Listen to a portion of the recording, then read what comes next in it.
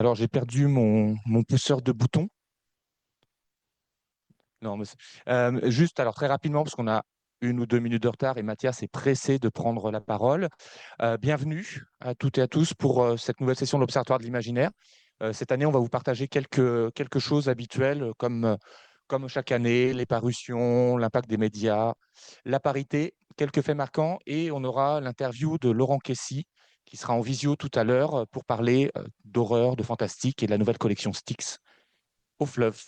Et donc, du coup, à la fin, vous aurez une session de questions-réponses, hein, suivant le temps qui nous restera. Et puis, la main est à Mathias.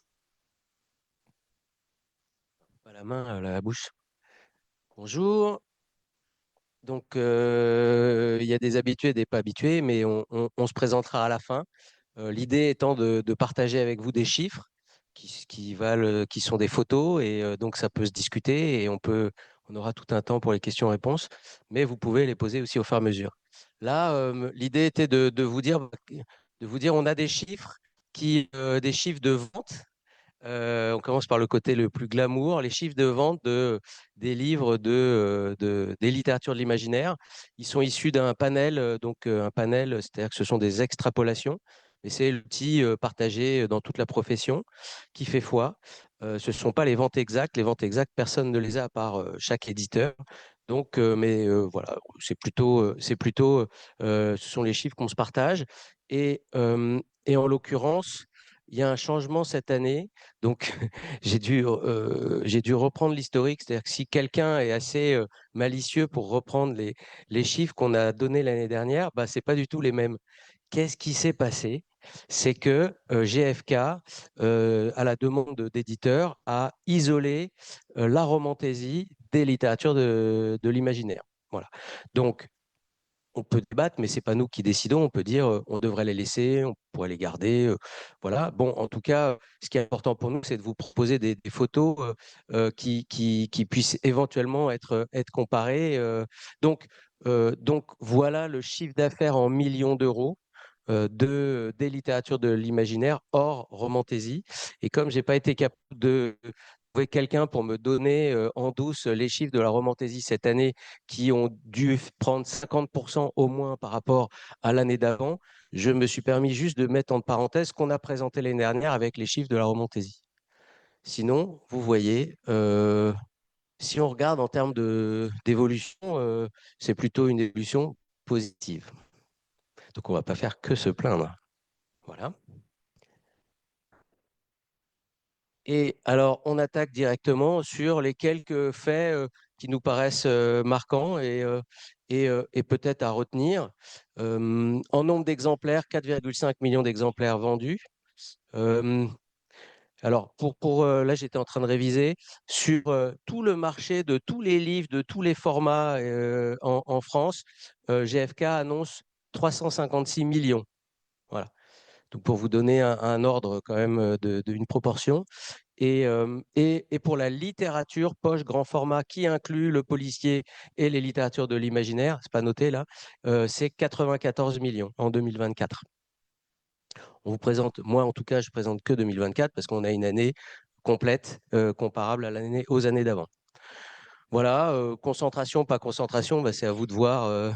C'est l'avis de tout le monde qui compte. Voilà, c'est les 10 premiers éditeurs, spécialisés, non spécialisés, c'est pas la question, représentent 68%. C'était pareil à peu près, je crois que c'était 69 l'année dernière. Bon, on est toujours à peu près dans ces étiages. L'évolution, donc 2024 à 2023, en volume et en valeur, ben, on voit qu'en volume, donc ça progresse, et en valeur, beaucoup plus. Ce qu'on retrouve aussi pas mal en littérature, c'est-à-dire qu'on peut imaginer que soit il y a des livres euh, plus chers qui ont été produits, soit les acheteurs et acheteuses ont acquis des livres plus chers. Je dis ça parce que des fois, on saute très vite aux conclusions en disant oui, parce que les éditeurs font des livres plus chers, mais pas nécessairement. Voilà. On n'en sait rien, on n'a pas les chiffres complets, en tout cas en termes de prix, de la production. Et si on distingue fantastique, SF et fantasy, selon GFK, donc on a toujours plein de discussions, il y a plein de livres que nous, on peut considérer comme relevant du genre, et qui ne sont pas dedans. Hein, voilà. En tout cas, ce que ça donne, c'est en volume, le fantastique est en baisse, mais pas en valeur d'ailleurs. Voilà.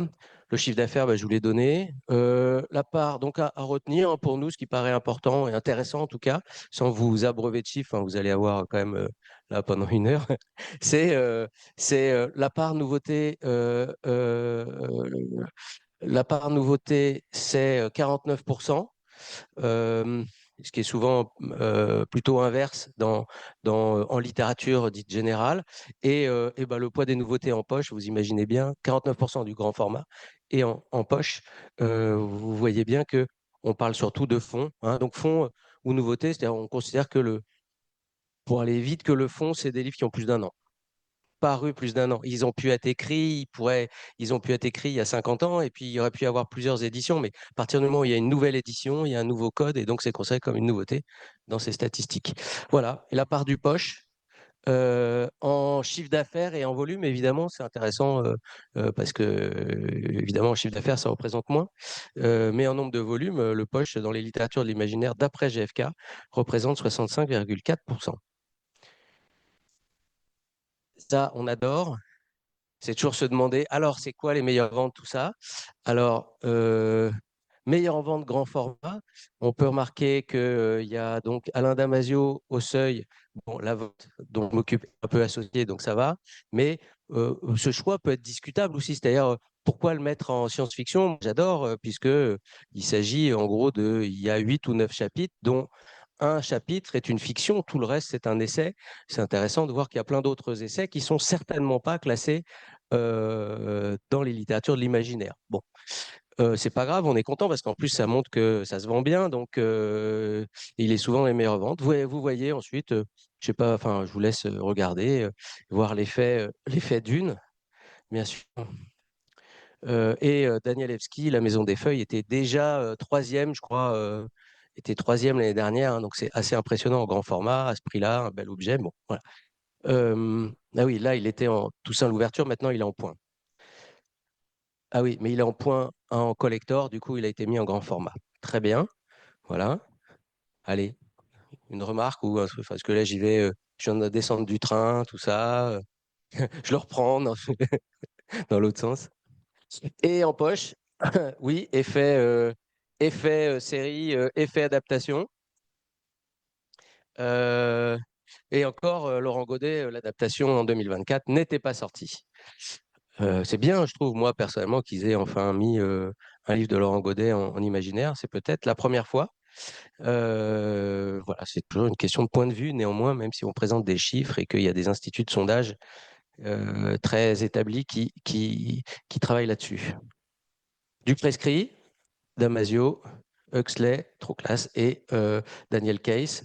Voilà. Et puis sinon, Dune et du Sixin. Et ben voilà, j'ai fait ça en 4 minutes. Je vais pouvoir aller prendre un café. Non. On prend les réactions tout de suite ou après? Non, mais enfin, on fait tout à la fin ou non? Peut-être que vous avez peut-être une question ou des remarques plutôt que faire. On peut pas en faire 10. Est-ce que vous avez des questions ou des remarques? Oui.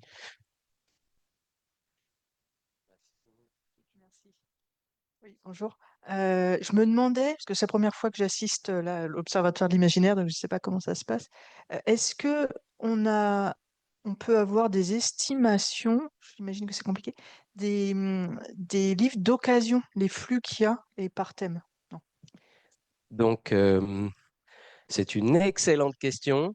D'abord, à la fin, on vous réexpliquera et on fera appel aux bonnes volontés, car entre professionnels et amateurs, ben, on fait sur notre temps libre ou pas, on sort ces stats, ou on va les chercher, ou on les invente.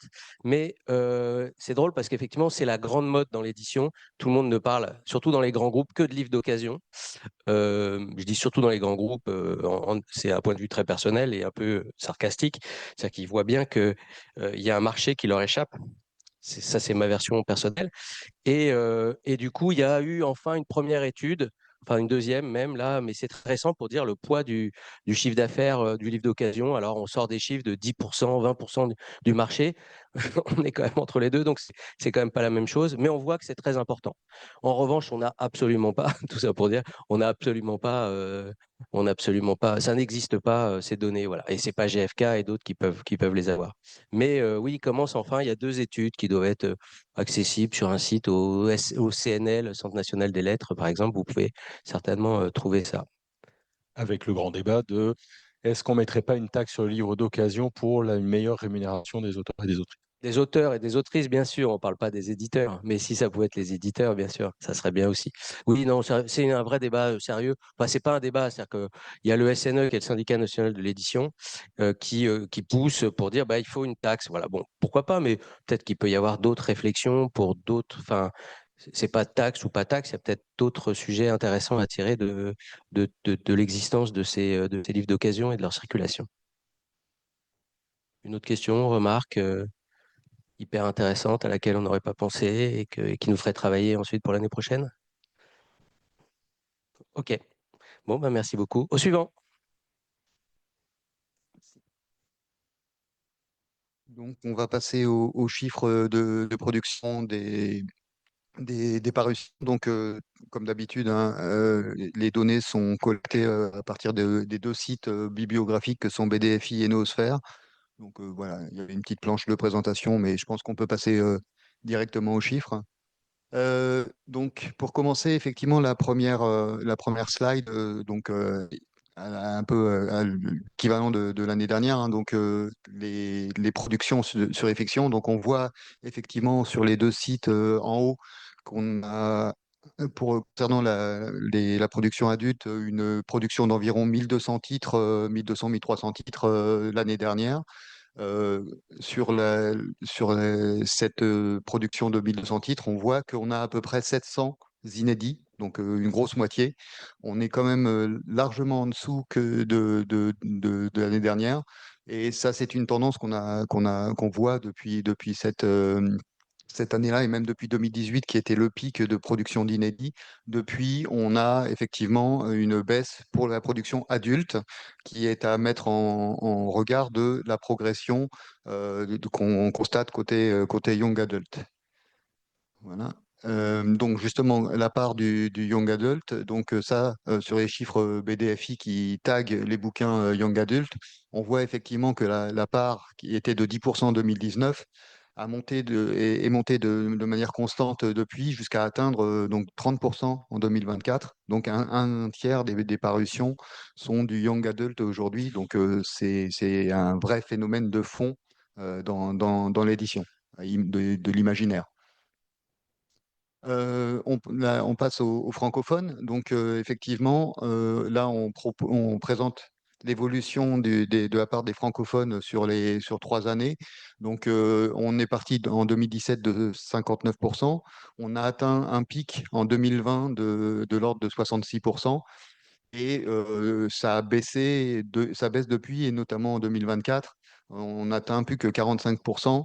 On l'assimile à notamment la montée de la romantésie, qui est quand même beaucoup une littérature traduite, et après la baisse éventuelle de certains éditeurs. Donc on a listé ActuSF, Mouton électrique, qui ont un catalogue qui est plutôt constitué d'auteurs francophones, mais ce sont deux éditeurs parmi d'autres. Donc qui peuvent expliquer cette baisse. Donc on verra ce que ça donnera l'année prochaine. La slide donc sur la production en termes de format. Donc effectivement, on voit en 2024, et les chiffres sont cohérents entre les 2 sites, que bien évidemment les grands formats représentent la très grosse majorité des titres produits. C'est cohérent de ce qu'on affiche depuis que l'Observatoire a démarré, hein. C'est des chiffres qui sont très très stables dans le temps et qui sont quand même à mettre en vis-à-vis de ce que Mathias, tu présentais tout à l'heure sur les chiffres de vente, où le poche est à 65% en termes de nombre de volumes vendus, alors qu'il représente que 12% des parutions. Donc ça montre bien aussi que il y a le volume de titres qui paraît, mais il y a après les ventes qui contrebalancent cet écart, quoi. Oui, le fond, c'est ça.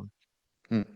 Et attends, juste pour dire qu'effectivement, il y a aussi le phénomène des livres reliés collector là, qui a commencé il y a quelques années et qui, donc, on voit qui est peut-être commencé vers 2019-2020 et qui, depuis, est devenu vraiment très, très majoritaire. Je pense que si vous allez dans une grande enseigne culturelle, vous vous en rendez compte parce que les étalages, il n'y a quasiment plus que ça aujourd'hui. Et on voit effectivement qu'on a fait x10 sur le nombre de volumes reliés collector entre 2020 et 2024. Donc en 4 ans, on a fait x10. Donc je ne sais pas où est-ce qu'on s'arrêtera, mais voilà. Une dernière slide sur la production, c'est le livre audio, donc avec les chiffres BDFI qui montrent effectivement que on a aussi une progression assez significative du volume du livre audio, puisqu'on a fait x2 en plus de x2, x2 et demi en 7 ans. Donc, donc voilà, il y a beaucoup d'évolution là-dessus. Alors, effectivement, maintenant, c'est ce que BDFI dit, c'est qu'il y a des voix virtuelles qui font des livres audio aujourd'hui. Je ne savais pas, mais bon, voilà. Et avec derrière une parution, avec plutôt une parution côté fantastique devant la fantasy et devant la SF sur les livres audio. Voilà, voilà pour ma part. Je ne sais pas s'il y a des questions. C'est des chiffres forcément parcellaires parce qu'on n'a pas nécessairement un temps infini à y consacrer, mais on a des chiffres bien plus détaillés si besoin, quoi. C'est juste une précision, les chiffres que tu viens de montrer, c'est avec la Romantaisie, puisqu'avant ça a été sorti Oui, c'est bien avec la donc c'est Romantaisie, sachant qu'après, je pense que Noosphère, je sais qu'on n'est pas super bon sur le référencement de la Romantaisie. Je pense que BDFI, c'est des chiffres plus fiables, mais finalement, ils se recoupent aussi. Donc voilà. d'accord, ok. Donc, oui, la C'est juste pour Romantaisie. vérifier, parce que Non, comme non, tout il à n'y a l'heure, pas on avait ça. pas de souci. Hein. Merci.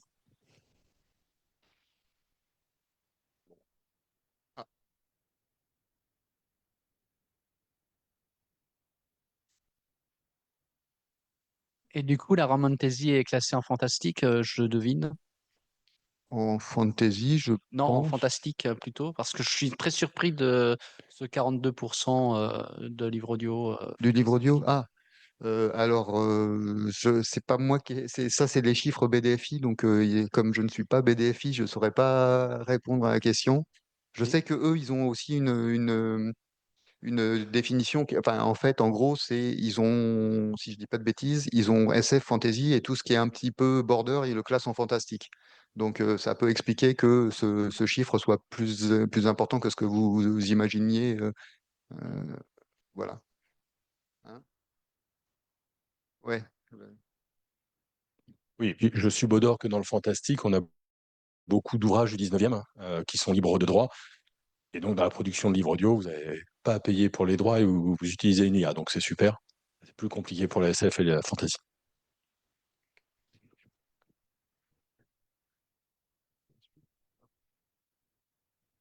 Alors, bonjour, moi je vais vous parler de l'impact des littératures de l'imaginaire dans les médias généralistes. Donc là, vous avez, alors j'ai observé ça d'octobre 2024 jusqu'à septembre 2025. C'est un panel de 28 médias, il y en a un de plus que l'année dernière, donc j'ai ajouté, vous voyez tout en haut à gauche, le livre audio de la semaine sur Europe 1 qui a démarré en mars 2025. Donc j'ai ajouté ce média. Et le seul petit changement aussi, vous voyez ici les experts livres de France Info, qui est devenu en septembre 2025 Livre Actu. Alors avant les experts livres, il y avait romans, essais et littérature jeunesse et BD. Et maintenant, ils font plus qu'une émission qui s'appelle Livre Actu, où j'ai l'impression que c'est plus qu'un un essai. Donc le reste est un peu passé à la trappe. Voilà. Donc là, sur cette slide, vous pouvez voir que majoritairement, ce sont des titres de presse écrite, puisqu'il y en a 16. La radio, donc ça augmente un petit peu. Et sinon, il y a 3 ou 4 émissions de télévision et un site web. Donc c'est le site du Monde en version abonnée. Là, j'ai fait la part des littératures d'imaginaire par rapport à tout le reste de la production. Donc, sont représentés dans les médias 3,55% de livres qui sont des livres où il y a une part d'imaginaire et tout le reste donc, représente 96,45%. Donc, ça représente une légère baisse par rapport à l'année dernière puisqu'on avait 3,7 l'année dernière. Et il y a une baisse un peu constante depuis 2021 puisque dans ces médias généralistes, la romantaisie est peu, voire pas représenté. Je trouve presque pas de titres de romantaisie. Il n'y a pas de rubrique, il n'y a pas de titres qui sont chroniqués. Et donc, la moyenne globale depuis 2019, en fait, en gros, on avait 3,8% de littérature de l'imaginaire, donc c'est un petit peu en baisse. Voilà. Donc, dans les médias généralistes, il y a un seul média qui a une rubrique fixe qui s'appelle Mardi de la SF, c'est Libération. Les autres, donc ceux que j'ai mis en dessous, ont une rubrique occasionnelle qui peut s'appeler soit fantastique, soit science-fiction. C'est rarement de la fantasy d'ailleurs. Et donc, sur les 28, il y en a 22 qui n'ont aucune rubrique d'imaginaire. Donc, en fait, les livres sont disséminés dans d'autres rubriques. Voilà. Alors, avant d'entamer cette slide, je vais juste vous donner deux petites informations que je n'ai pas mises sous forme de camembert, là. Il y a deux petites particularités. En fait, il y a seulement deux médias aussi qui chroniquent des livres audio. Vous avez le livre audio de la semaine, donc d'Europe 1 que j'ai ajouté cette année, et vous avez le magazine Lire dans lequel il y a une rubrique où il y a toujours des livres audio qui sont mis en avant. Donc ça, c'est les deux seuls où les livres audio sont vraiment mis en avant. Et puis, un autre petit chiffre, le seul média en fait qui compulse des livres qui sont édités à compte d'auteur, c'est Lire Magazine. Donc à la fin, ils ont le coin des indépendants et donc ils chroniquent des livres à compte d'auteur. Et ça représente quand même, sur les titres d'imaginaire de ce média, donc de Lire Magazine, 9% des titres d'imaginaire, c'est des titres à compte d'auteur. Voilà. Là, ensuite, donc, vous avez trois petites informations. Donc, sur la répartition des ouvrages réalisés par des autrices ou des auteurs, donc c'est à peu près stable. Donc, vous avez 65% d'auteurs et 35% d'autrices. Par contre, la représentation des éditions spécialisées dans ces médias est en baisse de 10 points.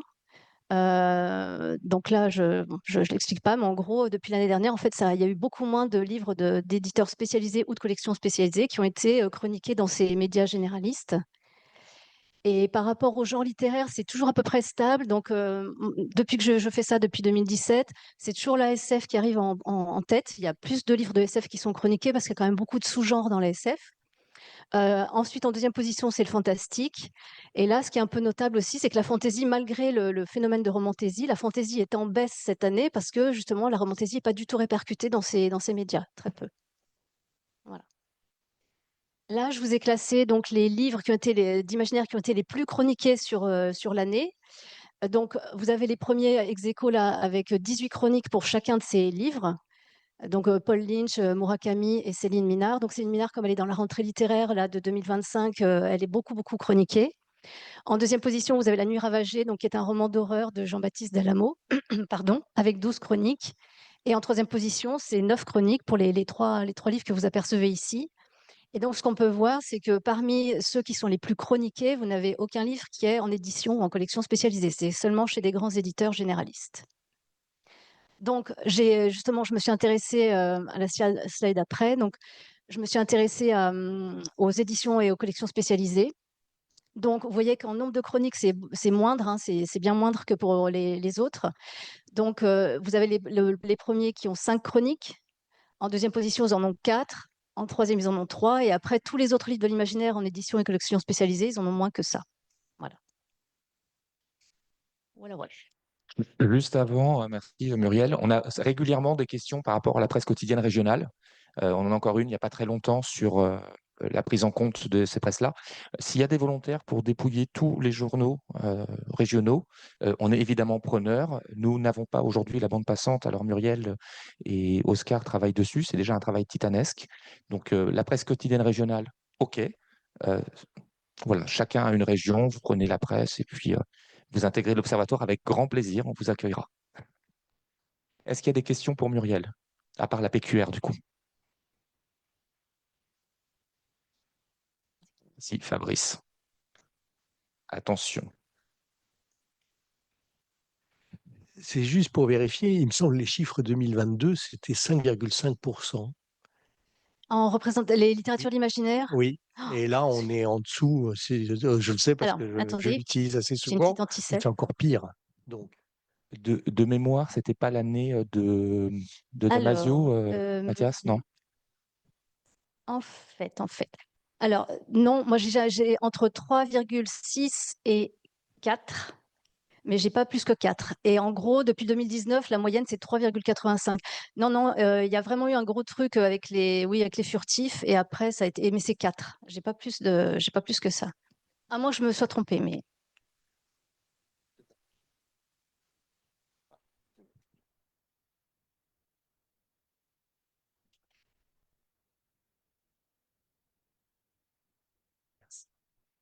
J'avais une question concernant justement la représentation dans les médias. Est-ce qu'on sait à l'heure actuelle ce qui va, dans un sens, expliquer ou motiver un média à pouvoir parler, chroniquer sur une œuvre? Est-ce que ça va être notamment des œuvres qui ont été récemment récompensées avec des nouvelles éditions? Est-ce que c'est des œuvres qui viennent d'être adaptées en œuvres cinématographiques? Qu'est-ce qui fait en fait qu'on retrouve des chroniques sur ces œuvres en particulier? Alors là, je ne saurais pas vous dire. Alors en plus, moi, les médias que je regarde, c'est plutôt les nouveautés. Donc, c'est les cahiers livres. Donc, en fait, ils s'intéressent en général aux nouveautés. C'est pas tellement des trucs de fond ou même l'impact des séries, à part si évidemment l'éditeur ressort le livre. Donc là, ça va sortir dans la presse, mais c'est vraiment, ils chroniquent les nouveautés, en gros, hein. On subodore que la science-fiction, il y a un aspect sociétal qui est une bonne accroche pour des journalistes, ce qui explique sans doute que la fantasy soit moins représentée. Et puis on subodore aussi que, vous avez vu, c'est beaucoup des collections généralistes qui ont des enseignes à Paris et des attachés de presse qui sont donc beaucoup plus euh, incitatives que des éditeurs spécialisés qui ne seraient pas à Paris. C'est peut-être plus facile de pouvoir toucher des journalistes. On subodore. Voilà.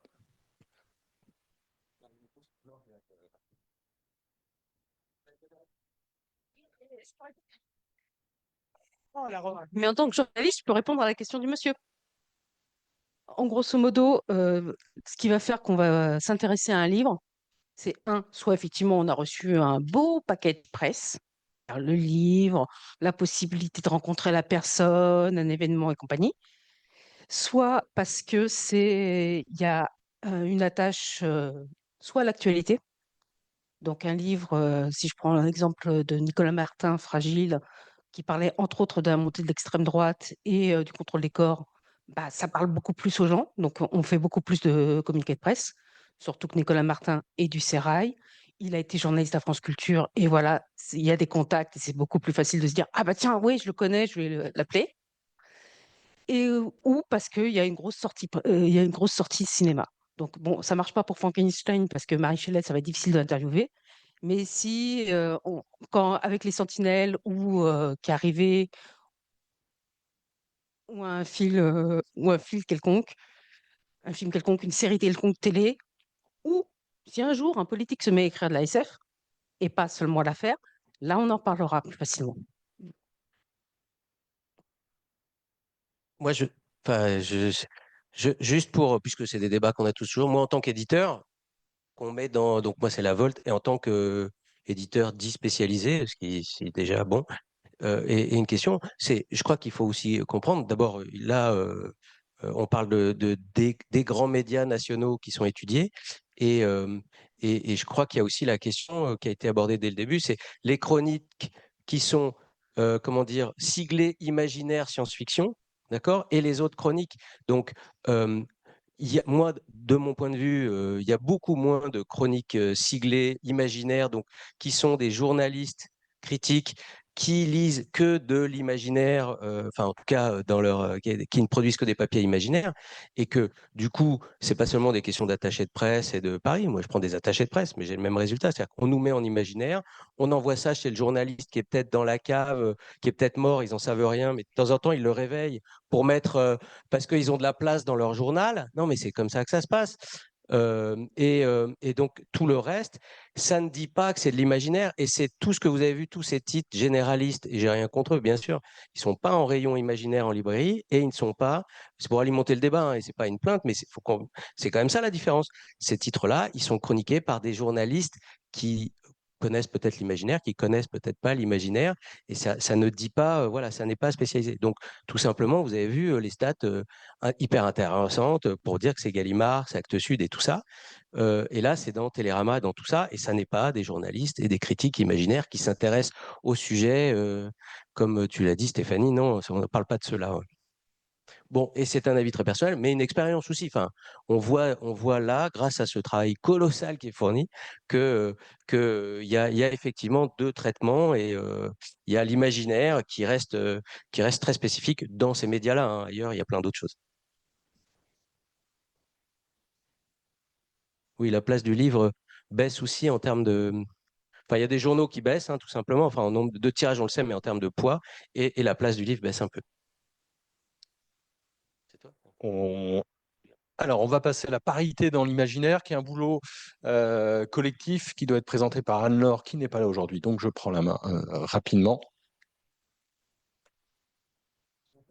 Voilà.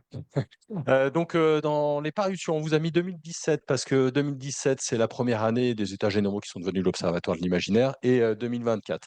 Sur l'idée, effectivement, de savoir un petit peu la répartition, 2017, on avait 37% d'autrices.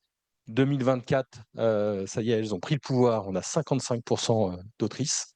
Donc voilà, on pourrait être plus fin pour la fantasy, la science-fiction et la romantasy, mais on ne le fera pas aujourd'hui.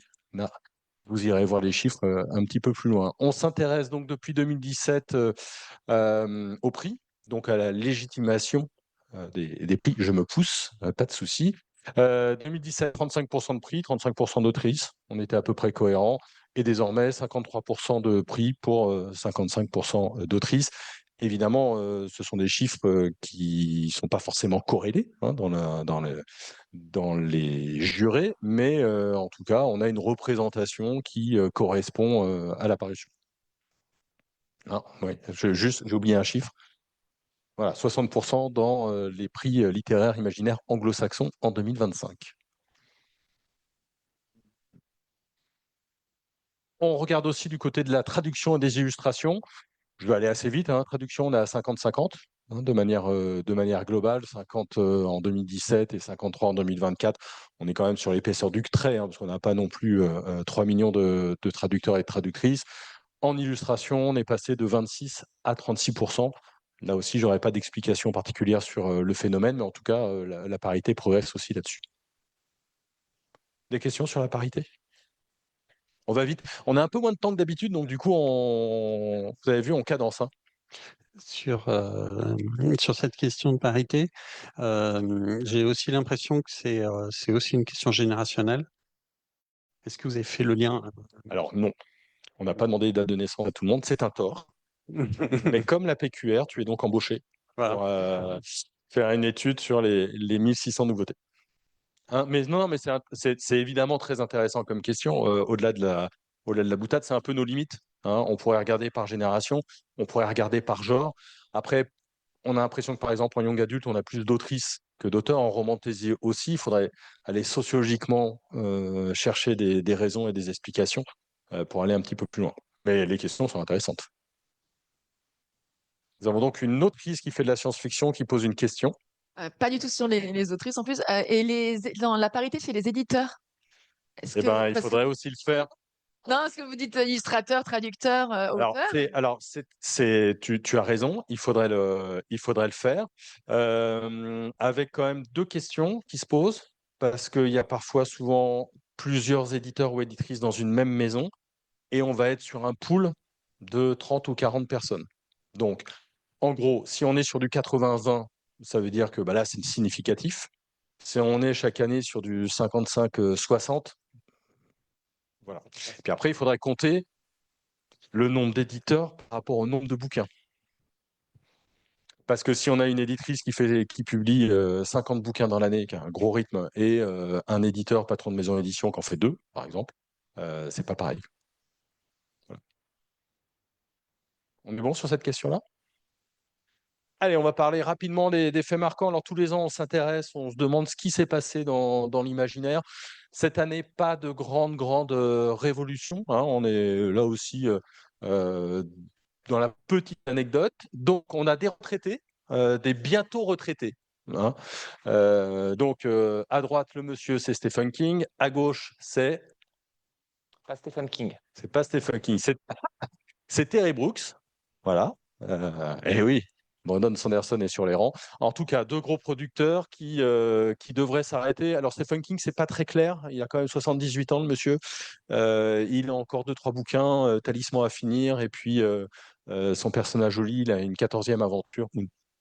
Bon, il a une autre aventure encore. Donc, c'est pas encore complètement. Mais ça va nous changer sans doute un certain nombre de titres, puisqu'on aura moins de nouveautés, notamment de Stephen King, qui truste toujours un petit peu les premières pages. On a fait une liste des festivals. On a plein de nouveaux festivals. Donc là, il y en a 4 qui sont arrivés en 2024-2025. Rêve de géant avec Belette, Dracopolis, Silmarillion. Cette question des festivals, elle est importante. On en dénombre désormais plus d'une quarantaine un peu partout en France. Alors pour ceux qui étaient là avec nous déjà en 2017-2018, on avait des cartes. de festivals, avec des endroits. Il faudrait refaire.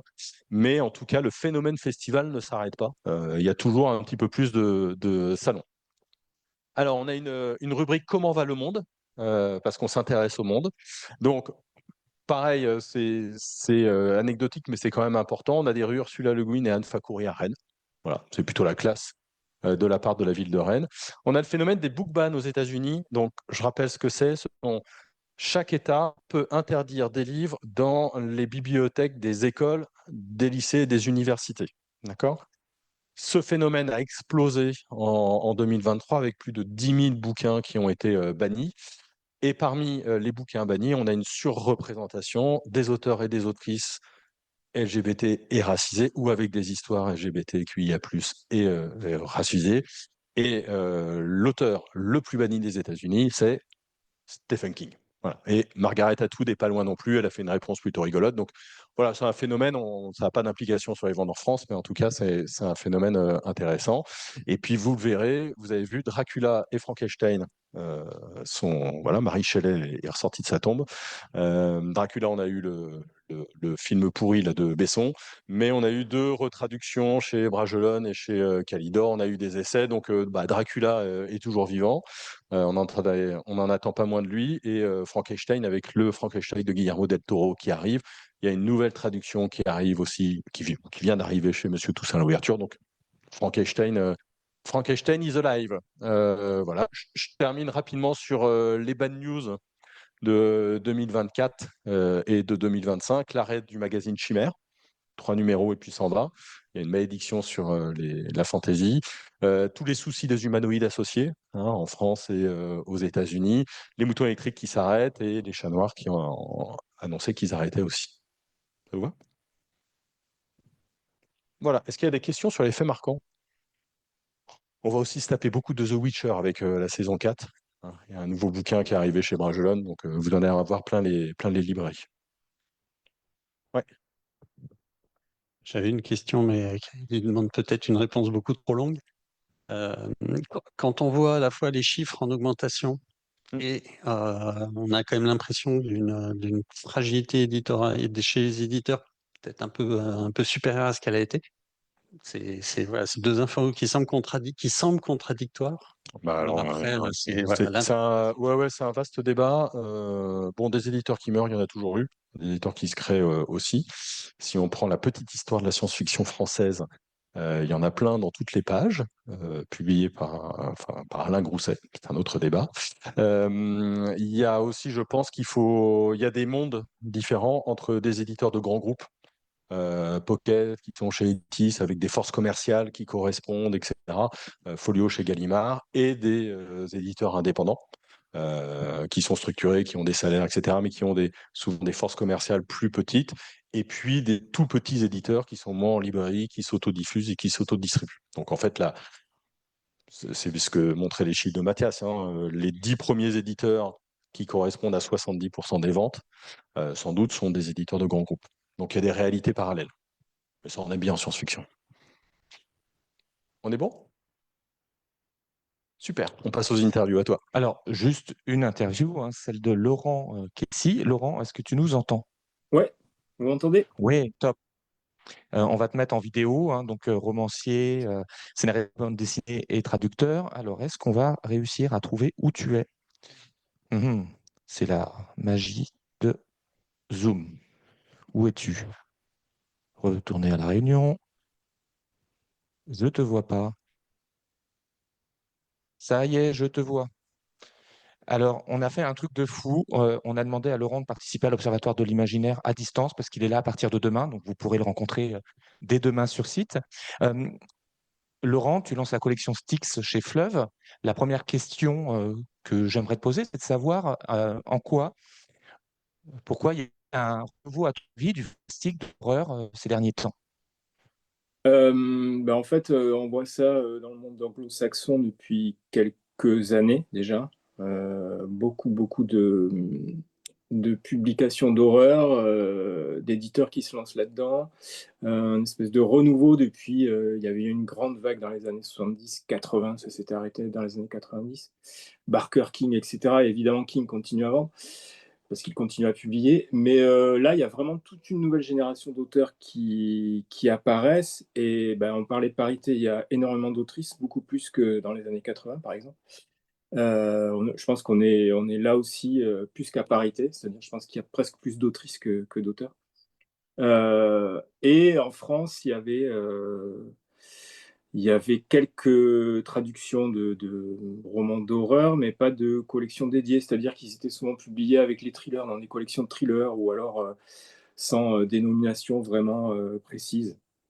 Donc moi, j'ai proposé de créer une collection qui annoncerait la couleur et qui, voilà, si on est sur des questions de genre, il y a du fantastique et il y a de l'horreur. Il peut y avoir de l'horreur qui n'est pas fantastique. On appelle ça une collection d'horreur, mais voilà, c'est aussi en majorité du fantastique. Et pourquoi toi, tu as décidé de te lancer dans cette aventure? Bah parce que moi, j'en lisais depuis ce renouveau-là que j'avais vu, je m'intéressais beaucoup. J'adorais, tu vois, les romans fantastiques classiques et puis la collection Terreur, par exemple, de Pocket dans les années 80. J'ai grandi avec ça. Et donc, ce renouveau me plaisait beaucoup et je ne le voyais pas se transmettre ici, quoi. Et donc, ben, je voulais participer. Donc, j'ai proposé une collection, j'ai monté un dossier avec un ami qui, lui, s'occupe de toute la partie la création graphique, Nicolas Beaujouan. Et puis, on est allé voir, le premier éditeur qu'on est allé voir nous a dit OK. Donc, on s'est retrouvé chez Fleuve et c'est super. Et Fleuve a une longue tradition autour de ces littératures-là. Il y a eu la collection Gore, Angoisse. Comment se positionne Styx par rapport à ces collections historiques? Bah, on ne se positionne pas vraiment par rapport à ces collections, puisque bah, le monde a changé, le milieu éditorial a changé. Nous, on essaye plutôt de se positionner avec ce que je ressens sur le genre actuel, quoi. Donc, on essaye de trouver le meilleur de ce qui se fait un peu partout. Et puis, on espère aussi accueillir des manuscrits français. On a déjà des manuscrits qui sont arrivés. On a déjà 2 auteurs français prévus dans la collection. Et puis voilà, on a peu de titres par an, donc 5 pour l'instant. Donc voilà, le positionnement, c'est ça. Il n'y a rien à voir avec la collection Angoisse, tu vois, par exemple, qui était une collection très populaire en poche. Et voilà, nous, on est dans autre chose. Et après, on a aussi, comme on est dans un gros groupe, on a le soutien aussi de certaines collections de poche. Donc voilà, on sent qu'il y a quand même une émulation dans le groupe et ailleurs pour ce renouveau de l'horreur et que tout le monde essaie d'aller dans le même sens, quoi. Il y a déjà 2 titres de parus. Tu peux nous en parler un peu et de la ligne éditoriale de façon générale sur la prochaine année? Ouais. Bon, la ligne édito, c'est simple. Moi, j'ai envie d'aller un peu vers tous les sous-genres de l'horreur, tu vois, folklore horror, body horror, gothique, slasher. Donc, les 2 premiers titres, c'est un peu, ils sont différents, mais ça va être voilà, un peu tout le temps, pas tout le temps différent, mais on va essayer d'explorer des sous-genres. Donc, le premier, c'est Vers ma fin de Sophie White, qui est un roman d'horreur pas fantastique, sur une jeune fille qui vit isolée sur une île d'Irlande et qui a des problèmes et qui va se prendre de passion pour une artiste qui arrive sur l'île en résidence, quoi. Et voilà, ça va lui redonner un autre point de vue sur sa mère qui est catatonique et dont elle doit s'occuper au quotidien. C'est un texte qui m'a fait penser, moi, à la fois Nous avons toujours vécu au château de Shirley Jackson, avec sa narratrice comme ça, peut-être pas toujours très fiable, et aussi au premier roman de Ian Banks, je crois que c'est Le Seigneur des Guêpes en français, pareil avec un narrateur un peu zarbi. Voilà. On est quand même à ce niveau-là, moi, je trouve. Le deuxième titre, c'est un titre d'un Américain qui s'appelle John Horner Jacobs et qui s'appelle La mer seréventielle. Alors là, on est plus au confluent de Lovecraft, Bolano, Borges, avec un récit sur des réfugiés d'une dictature d'un pays qui est imaginaire, mais voilà, on peut reconnaître le Chili, l'Argentine, qui se retrouvent en Espagne et qui voilà, vont se retrouver à travailler sur la traduction d'un manuscrit étrange, et puis qui vont devoir retourner au pays, ils vont devoir affronter les fantômes de la dictature et la torture aussi en sous-main de la CIA. Et derrière ça, des créatures indicibles et cosmiques. Donc là, on est plus dans l'horreur cosmique sud-américaine, très très bien écrit.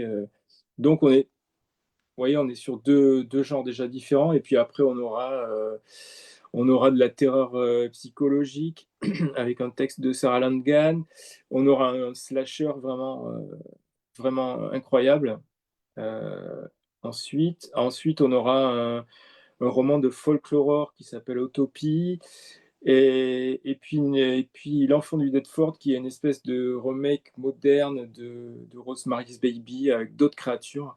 Ouais, je ne veux pas en dire trop. Et après, on aura un gros auteur de thriller qui viendra publier son premier roman d'horreur, de vraie horreur, dans la collection. Du coup, merci beaucoup Laurent. Je rappelle, hein, Laurent sera là à partir de demain. Donc, si vous voulez discuter beaucoup, vous Ouais, aurez n'hésitez le pas. temps au bar Ouais. de Madame Spock, hein, Ouais, j'imagine, j'y comme sais. tout le monde. Voilà. Ouais. Vous connaissez les habitués. Est-ce que quelqu'un a une question pour Laurent? Non? C'est votre dernier mot? Ben, merci Laurent. Et puis, du coup, on se voit à partir Merci. de demain. Ouais, ça marche.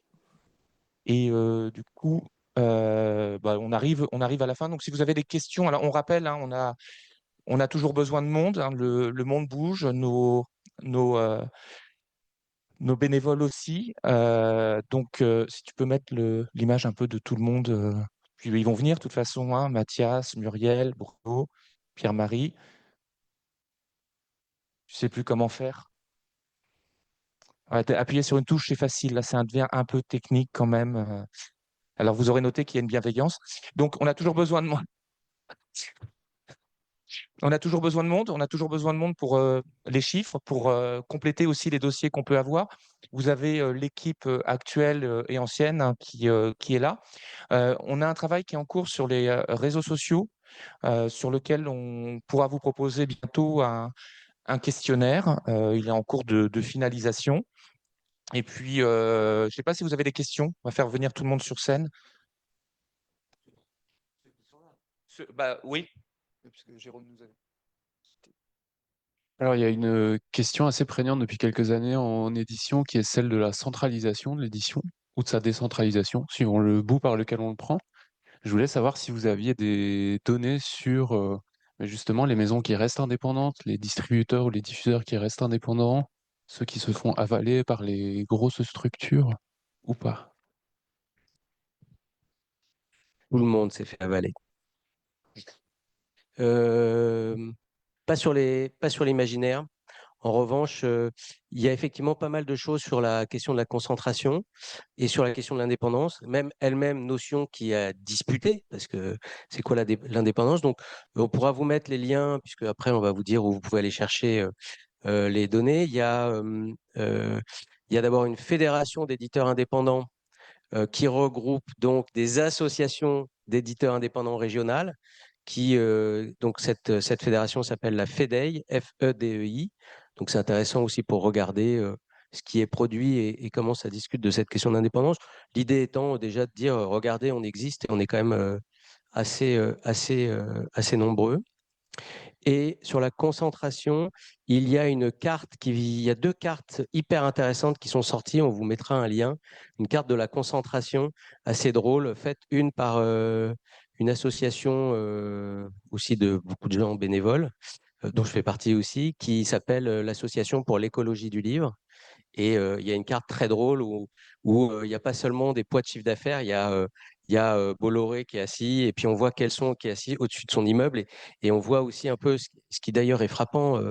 On voit aussi qui est publié, enfin certains auteurs, certaines autrices sont publiés dans ce groupe. Voilà, donc je vous incite à voir ça. Sur les stats proprement dit, elles peuvent être faites, mais elles sont pas faites. Si on fait un nombre de maisons d'édition, il y a toujours plein de maisons d'édition qui se créent. Mais effectivement, la concentration de toute manière reste, enfin, on dit souvent que 70% du chiffre d'affaires de l'édition papier, ce sont les 6 plus grands groupes, voilà. Mais voilà, on vous donnera des références, ouais, ça mais c'est pas propre à l'imaginaire, on peut après essayer d'aller les chercher. Pour compléter ce que tu dis, Mathias, effectivement, on va vous partager 2 choses. Alors, comme ça nous mettra un coup de pression aussi en interne. Donc, le premier, le support de la session d'aujourd'hui. Mais il faut savoir que l'ensemble des personnes qui travaillent ont été beaucoup plus loin quand on parlait des répartitions, de la parité, etc. Ça existe par genre aussi. Le travail est fait, donc on mettra un dossier plus complet. Mais on s'est donné un peu de temps pour le finaliser parce qu'on voudrait dans le même temps expliquer les méthodes de travail de l'Observatoire, parce que c'est des questions qui sont revenues assez régulièrement, comment on compulse, etc. Donc, vous aurez tout ça. Tout ça. On s'est donné plutôt fin novembre, fin décembre, mais voilà, pour avoir un dossier un peu plus conséquent. Et maintenant, ils ont la pression. Est-ce que vous avez d'autres questions? Oui, tu as le droit. Tu as le droit. Est-ce qu'on a des stats sur l'évolution de la taille des livres en nombre de mots, de pages ou en catégorisation, juste roman, novella, nouvelle? Alors, sur le format, oui, ça fait partie des stats qu'on fait avec BDFI. On les a pas présentés, mais on les a déjà présentés par le passé. Mais comme là, depuis quelques années qu'on fait la session d'interview à la fin, on les présente plus parce que ça prendrait trop de temps. Mais c'est des choses, c'est des choses qu'on fait. Sur nombre de pages, j'ai pas le souvenir enfin, qu'on le fasse. Bien. Moi, je sais qu'à titre perso, je l'avais fait il y a assez longtemps, mais qui avait montré vraiment l'explosion du nombre de pages dans les années 80, avec notamment l'arrivée de King, Straub et tout ce type d'auteurs. C'est vrai que ça serait intéressant de le refaire aujourd'hui, mais après, c'est toujours pareil, ça dépend du format du livre. Le nombre de pages, fatalement, il est dépendant du format du livre. Donc, je ne sais pas si ça serait pertinent de faire une vraie stat là-dessus. Sur le format, par contre, alors j'ai plus les chiffres en tête. Non, ouais, et après, sur les novellas, oui, clairement, aujourd'hui, sur l'évolution du nombre de novellas, on a vu au travers de beaucoup de créations de collections dédiées au format de la novella. On parle de Une heure lumière, on parle de Récif chez Argile, on parle il y a même, par exemple, à lire au Canada qui s'est mis à faire aussi une collection de novellas. Donc oui, oui, c'est quelque chose qui est une vraie évolution récente de la production, quoi. Alors, première chose, je pense que le nombre de mots plutôt que le nombre de pages serait intéressant. Donc, s'il y a des volontaires pour compter le nombre de mots dans les livres, voilà. Moi, désolé, je passe mon tour. Et sur le sujet répartition, roman, novella, nouvelle, ce qu'on peut faire, c'est l'année prochaine prévoir de le mettre en chiffres, Oui, puisqu'on bien a sûr. les chiffres. Oui, oui, si c'est qu'une diapo rapide, synthétique, ça prendra pas très, très longtemps. Ouais. Bonjour. En prolongation de la question, c'est la question des cycles. Est-ce qu'on a une idée du volume de one-shot, de tome 1, de tome 2? Est-ce qu'on a quand même quelque chose qui est très spécifique à notre genre, hein, les longues fresques? Et je pense que c'est une vraie question, et surtout c'est corrélé à la question des ventes. On sait qu'un tome 1 se vend bien et qu'après, mécaniquement, ça s'érode au fur et à mesure. Alors, non, on n'a pas la stat, mais par contre, elle est très facilement faisable. Donc, on le note pour l'année prochaine et on essaiera d'y penser pour l'année prochaine. Ouais. Très bonne suggestion parce que c'est vrai que c'est le cœur du genre, les cycles. Donc oui.